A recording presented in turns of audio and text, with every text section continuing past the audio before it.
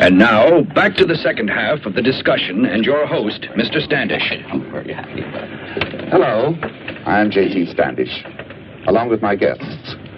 The noted zoologist, Dr. Emeric Contraire, author of The Factual Basis of Legends. And on my right, this network's genial science editor, author of such books as Non-Science or Nonsense, Jules Manning.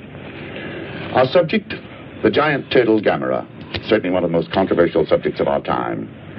Dr. Contraire, earlier in our program, you stated the belief that Gamera could, in fact, exist, while Mr. Manning disagreed rather vigorously. And I still do. This theory of Dr. Hidaka's is pure science fiction, a figment of an unbridled imagination. Mr. Manning, any theory, until proven, appears unbelievable to the ignorant. Dr. Hidaka's conclusions are based upon a life study. Now, let me restate that turtles, porpoises, or scientifically, chelonians, appear constantly in the most ancient texts. For example, the Greek Terebuli mythology that lived in fire, and also the Pyrobola of Pliny. What are you trying to prove, Doctor? That to a scholar, there is more than just a casual basis for Dr. Hidaka's conclusions. We know for a fact that a mere 1,000,000 years ago or so, the gigantic Kalasakalis Atlas plodded over the hills of northern India, the largest turtle ever known, a link to the more distant past. Now, how gigantic were turtles 100 million years ago, or even 200 million years ago?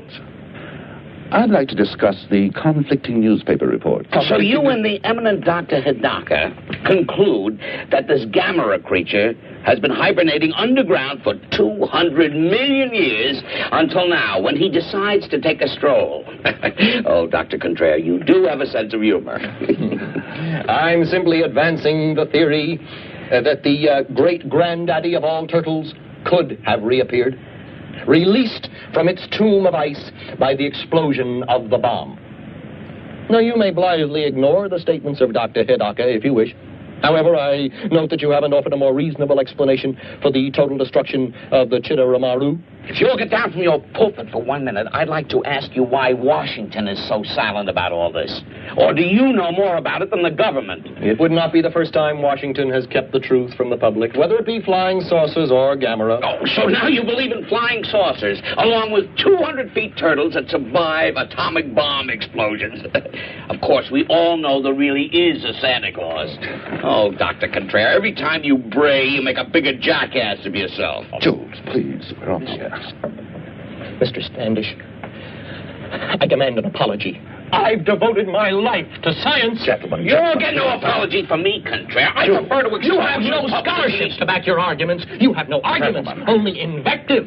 Read Virgil's Laocoon. Read Paradise Lost. the ravings of a lunatic. Read of the Pyrites, the fire without and the frost within. Read, you ignorant ape. Read what intelligent men have written for thousands of years. What did he call me? Jules, please. He called me an ape?